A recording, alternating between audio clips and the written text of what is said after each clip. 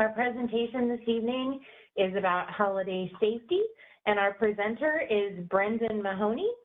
Brendan comes to VDH from a background primarily in public health and school health. He started his career with the Chesterfield Health Department and worked in the public school systems of Chesterfield County and Richmond City. He's a member of the American Association of Occupational Health Nurses and was the recipient of the AAOHN Foundation 2023 Professional Development Scholarship. His previous nursing experiences include the hospital, inpatient, and outpatient dialysis, and he's been with the Virginia Department of Health, Occupational Health and Safety for a little under 2 years. So, Brendan, thank you so much for being here, and it's all yours. Hi. Well, again, thank you very much for that warm introduction. And my thanks to all of the MRC volunteers that I am speaking to now, and all of those throughout the state for your work and your volunteer work for the residents of the state of Virginia. Our topic is going to be holiday safety, and I'm going to share my screen now, and there we go. And let me share that. All right. And so again, some of these topics might be refreshers, and others might be things you haven't heard about in the past or may have forgotten about. And I apologize, I need to do I need to share this in the speaker mode if I can. I'm not sure I'm going to be able to do that, so why don't I just start and forward the slide. Okay.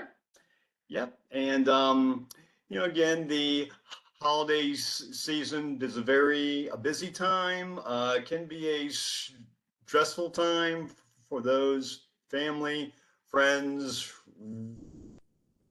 running around trying to get things done, hosting relatives, friends, cooking.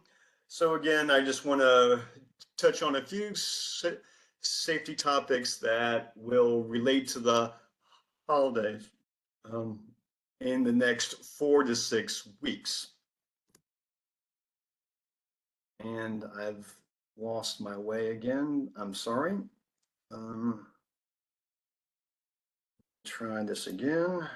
Okay, and forwarding my slide, and okay. I am sorry about that. So I'm not going to read all of these stats to you, but the point that I'm trying to make is that there are statistics to back up the safety dangers and concerns during the holiday season. And I feel that that warrants a review or a reminder of some things that we can do to ensure our safety during the holiday season. Okay, some of you may have started or will start decorating your office areas, your doors, your cubicles for the holiday season. I think the one thing that I know is for certain is forbidden inside any VDH facility, and pretty much any kind of a building are lit candles, because they create an obvious fire hazard. And we want to be careful as well. Say that we're hanging lights from the door, from the ceiling, or from your cubicle walls. Be sure that there are no frayed cords or faulty extension cords or power strips that can cause an electrical hazard. And with regards to hazards, they are not all electrical, where if cords or extension cords are laid out on the floor, they're also physical hazards, and people can trip over them and fall. So please be sure that they are taped down so they are secure and people can step over them safely. And during this time of year, we're certainly traveling by car, bus, and by airplane. I'm sure that the majority of us follow and are in step with airline safety protocols. With regards to proper planning, a lot of people are just carrying one carry-on suitcase to save from being charged for a checked bag or bags.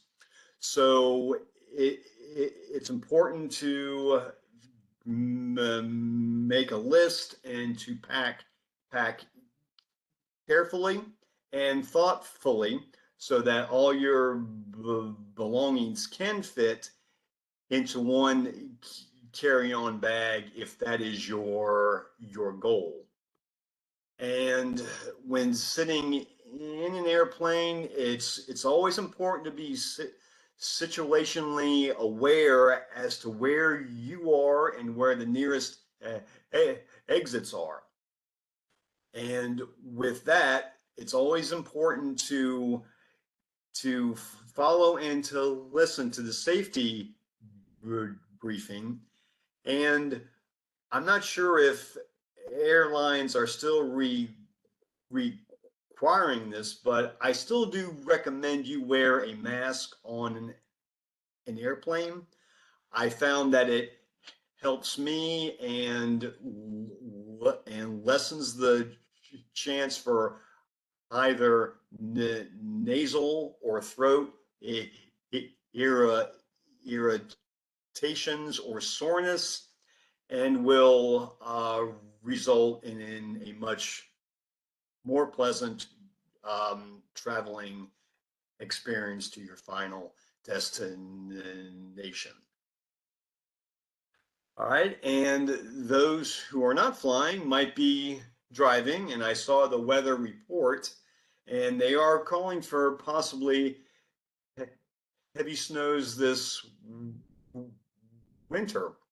And regardless of one's destination, in inclement weather, be sure to take the time and allow time for traveling, because in an inclement weather situation, chances are that you're going to need more time. And certainly it goes without saying that we should drive at a safe following the distance at all times, and do not drink and drive. And with safety in driving, it's always important to have a winter driving kit. At a minimum, it's always important to carry jumper cables inside of your car, and an ice scraper. Regardless of the season, of course, an ice scraper would be more applicable to the colder weather. And while driving on the roads, we mustn't forget the move over law that applies to when a car is or an emergency vehicle of any kind is in a shoulder that we are required by law to move into the center or the other lane for safety for those vehicles. And when we're talking about packing our car for a longer trip to a more rural area, you may need a survival kit, which would include a first aid bag, a cell phone charger, water, and non-perishable foodstuffs.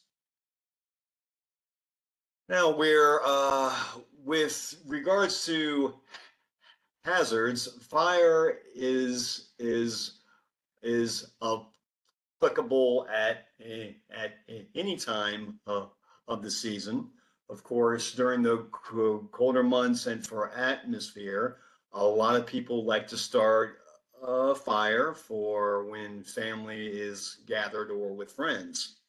With regards to these structural and and and cleanliness status of your chimney, it's important that it is free and cleaned of creosote, and that should only be done by a professional chimney cleaner. And with smoke detectors, I was just reading about this. I'm sure that you've heard to check to change your smoke detector batteries twice a year when we fall back and spring forward with clocks. But what I found out recently was smoke detectors have a life of approximately 8 to 10 years only. So if your smoke detector is more than 10 years old, it should be replaced for the safety of your home.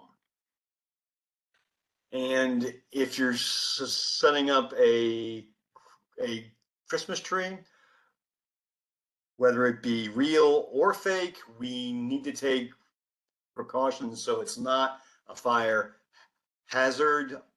Only string that tree with UL certified lights, and be sure that your false tree is fire retardant and your real tree is kept watered so it is fresh and less of a fire hazard.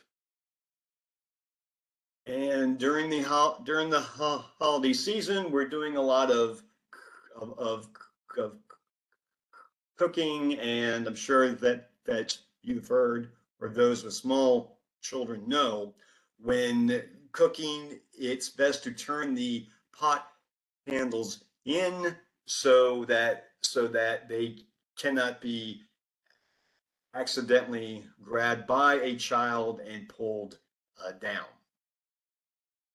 But even with the best precautions, fires can occur while cooking, and they're primarily caused by fat, oil, and grease that is used as a part of the cooking or a byproduct of the cooking.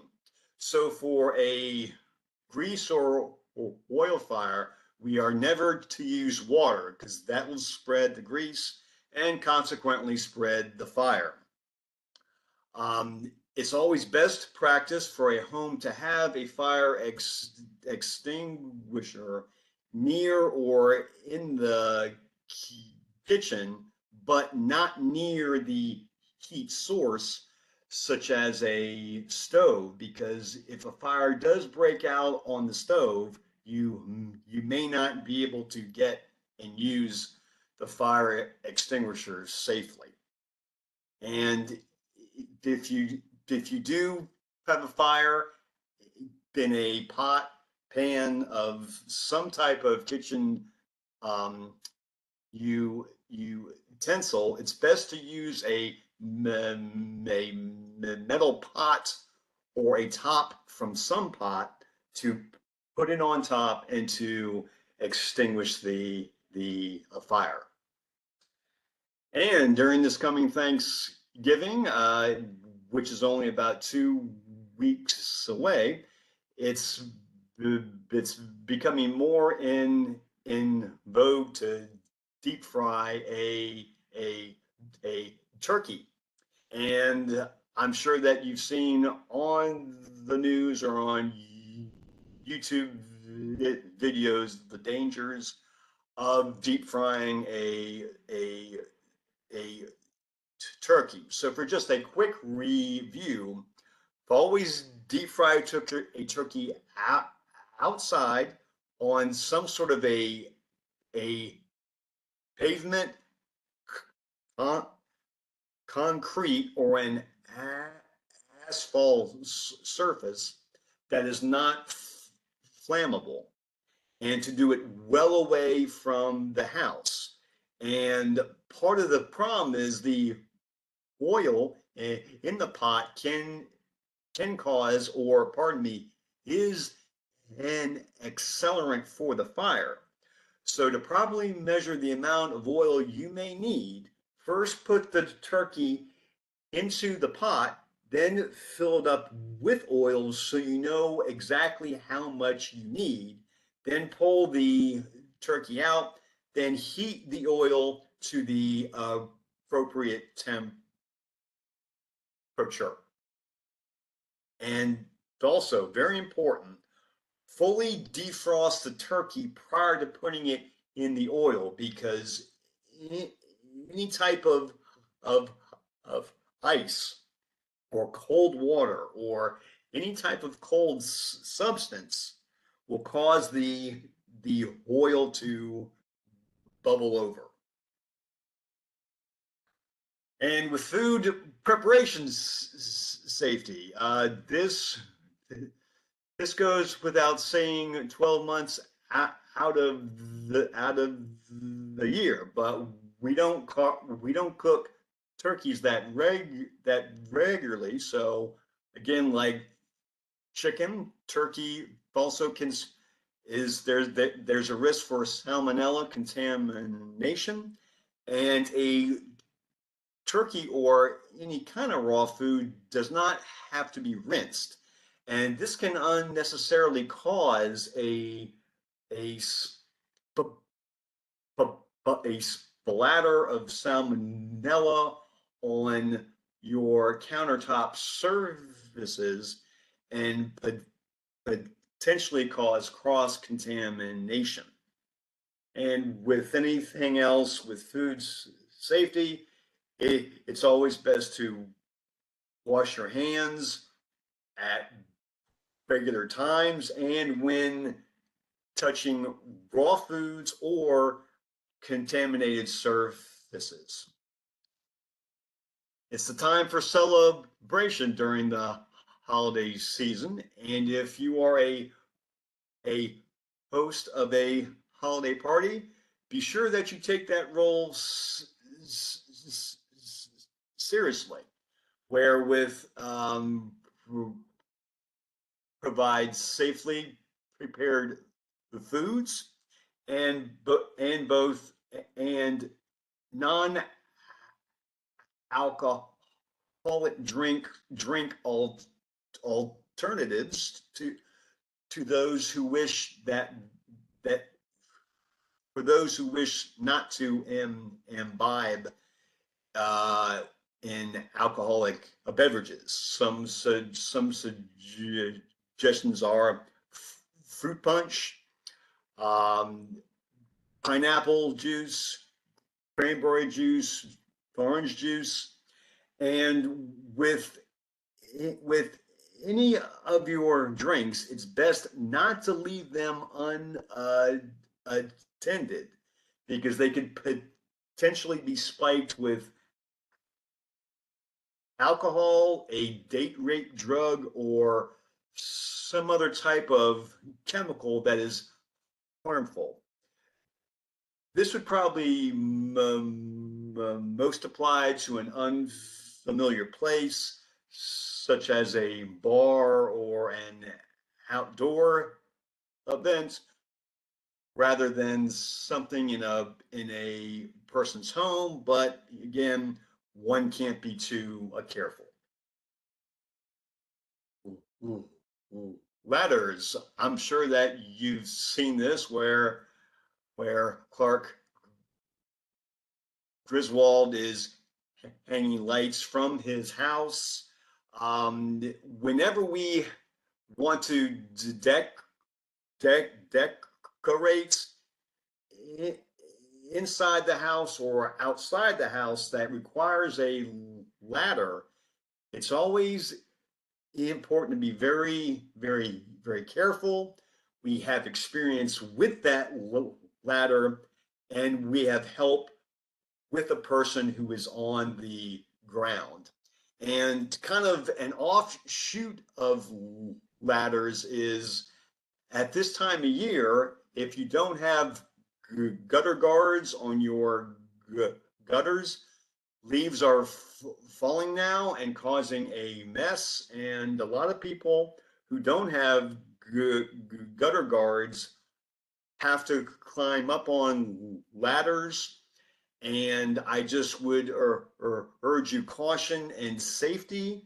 If you have the means, you may want to hire a professional. And in case you have the idea of walking on top of your roof, it seems a lot taller when you're standing on top of the roof as it does when you're standing on the ground. So again, I just urge you caution, safety, and hire a professional or someone with more experience when in doubt. Okay, toys and gifts. This time of year, I'm sure that you've seen on the news to be sure that a toy or gift is not a choking hazard for a child or a young child. It's always important to check the label and also the plastic for a wrapping. Be sure that is not left out exposed for a child to put in their mouth, and it becomes either a choking or asphyxiation hazard. And along with safety for our children, we also want to think about safety for our pets and ensure that a pet doesn't eat either a real or a fake tree part or a wrapping or a bow or a toxic holiday plant or or just basic foods that are edible to humans but can make pets sick. And one that comes to mind is chocolate. Snowblower safety. Down here in the southern part of the country, you don't see many snow blowers around. But regardless, if you do use one, they should be never be uh, operated while the person is under the influence. And similar with a lawn mower, it's imperative that you check the lawn first in case that there are covered objects on the lawn that you are not aware of, such as large uh, branches or metal tools that could possibly be sucked into the snow blower and damage it.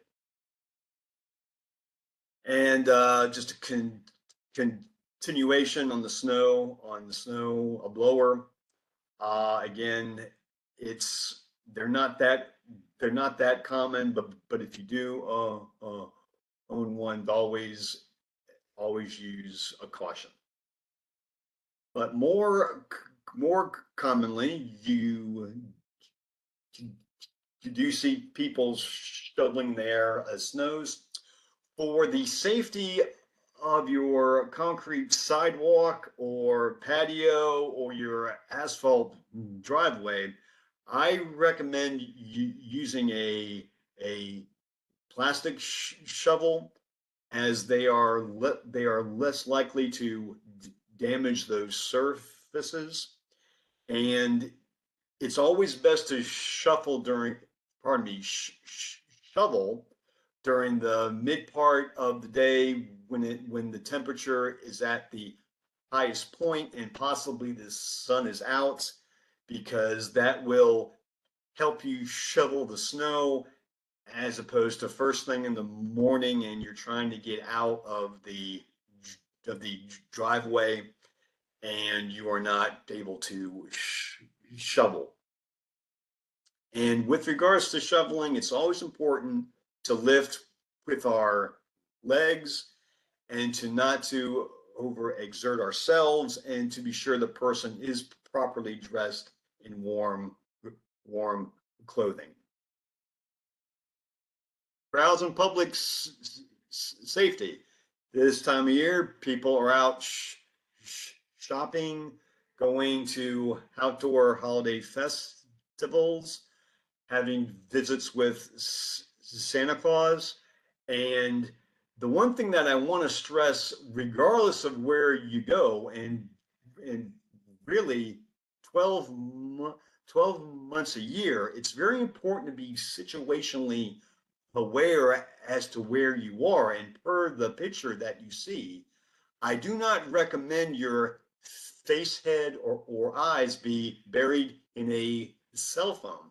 Just walking down the street or with a bunch of stores around, you can trip, fall, run into someone. As an offshoot of that, I have seen people walking on the side of the road during the pitch dark and trying to look and talk on a cell phone. This is extremely dangerous. And I realize some people might have transportation issues.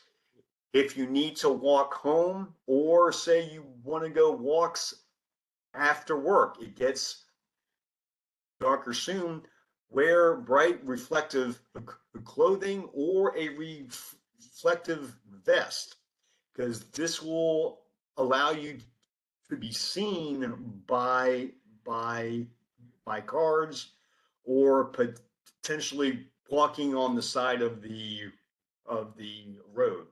And back to safety and security, as I have heard in the past, don't tempt a thief to break into your car. What do I mean by that? Well, keep all your valuables and belongings out of sight, and preferably locked in the trunk. Stress management. We all know that this is can be a very stressful time of the year. We all want that perfect Norman Rockwell holiday scene. Unfortunately, it doesn't happen all the time, and we should try to focus on what we're trying to do for ourselves and for one another and family and friends with any type of holiday a gathering.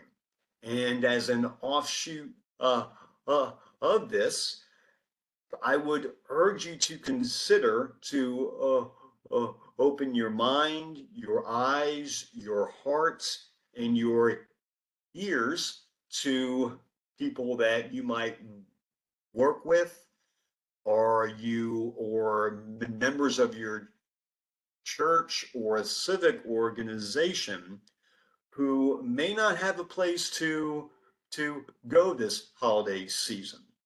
That would mean a great deal, I am sure, to someone to be asked to come over for Thanksgiving, a Christmas meal, or some type of a family gathering. As a registered nurse myself, I have spent holidays alone, and it would have meant a lot to me to be asked over, or you don't have to work in the healthcare field. Those who might have moved here from another town, a city, a state, just I would I would urge you to consider those those those people in need of of fellowship, friends, and community. And I'd be willing to bet it would be beneficial for all. And again, I thank you very much for your time and have a very safe holiday season. And again, thank you very much. Thanks, Brendan. We do have one question in the chat. What are your thoughts on those fire blankets that are marketed to put out grease fires? Mm-hmm. What I would recommend is that's been a good retardant for some a time. Yeah, a wet kind of like a wet a blanket is also good, or a wet towel to put on top of a grease of fire. Um, and I'm assuming that these are probably available at your local hardware store. All right. Probably so. Great. Yes. So That's yes, I great. think that they are a good thing. Yes.